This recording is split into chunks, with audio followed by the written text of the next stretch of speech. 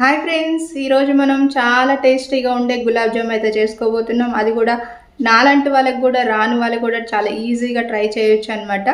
అది కూడా పిండి లేకుండా మనం ట్రై చేస్తున్నాం. అసలు ఎలా వస్తుంది ఏంటి అనేది వన్ బై వన్ చూద్దాం. ఎక్కడ కూడా స్కిప్ చేయకుండా వీడియోలోకి వెళ్ళిపోదాం. గులాబ్ జామ్ తినాలి అనిపించినప్పుడు మనకి సడన్గా ఇంట్లో పిండి లేనప్పుడు ఇలా మనం బ్రెడ్ స్లైసెస్తోనే ఇలా గులాబ్ జామ్ అయితే చేసుకోవచ్చు. చాలా సింపుల్గా అయితే మనకి రెడీ అయిపోతాయి, చాలా బాగా వస్తాయి అన్నమాట.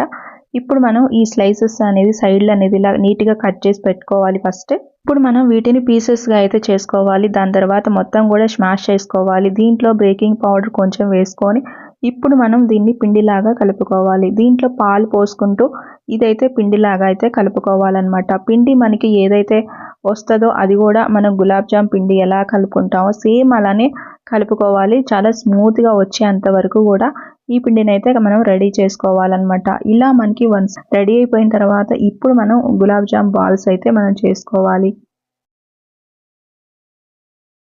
ఈ బాల్స్ కూడా చాలా స్మూత్గా వచ్చేంత వరకు, రౌండ్గా వచ్చేంత వరకు కూడా బాగా చేసుకోవాలి. ఎక్కడ కూడా పగుళ్ళు అనేది రాకూడదు. అలా వస్తే మాత్రం మనకి గులాబ్ జామ్ అనేది అసలు మంచిగా ఉండదన్నమాట. చాలా బాగా స్మూత్గా అలానే రౌండ్గా రెడీ అయిపోయాయి.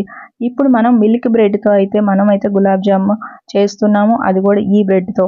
డీప్ ఫ్రైకి అయితే ఆయిల్ పెట్టుకొని ఇలా వన్ బై వన్ దీంట్లో వేసేసుకుందాము.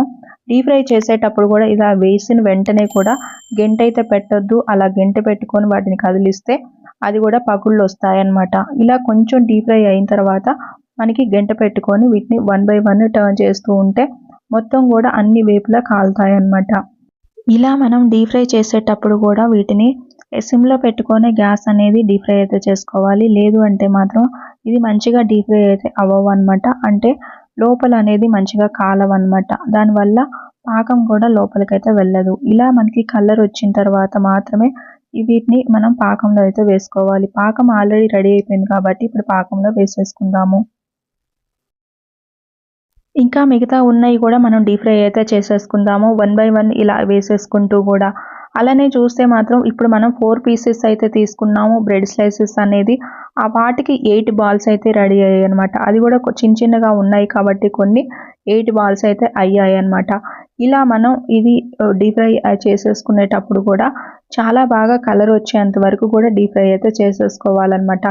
ఇలా గెంటతో మనం కదిలిస్తున్నప్పుడు కొంచెం సౌండ్ అనేది వస్తుంది అనమాట. సౌండ్ అనేది వస్తే అప్పుడు బాగా డీప్ ఫ్రై అయినట్టు అనమాట. అప్పుడు మాత్రమే మనం వీటిని పాకంలో అయితే వేసేసుకోవాలి. పాకంలో వేసిన తర్వాత కూడా ఒక 2 అవర్స్ అయితే అలానే వదిలేసేయాలి. అప్పుడే మనకి పాకం అనేది దాంట్లోకి వెళ్తుంది అనమాట. అప్పుడే గులాబ్ జామ్ అనేది మంచిగా మనకి రెడీ అయిపోతాయి అనమాట. పిండి లేకుండా మనకి చాలా న్యాచురల్గా అయితే మనకి గులాబ్ జాములు అయితే రెడీ అయిపోయాయి అనమాట. అది కూడా బ్రెడ్తో అనమాట. మీరు కూడా ఒకసారి ట్రై చేయండి, చాలా బాగా వస్తాయి.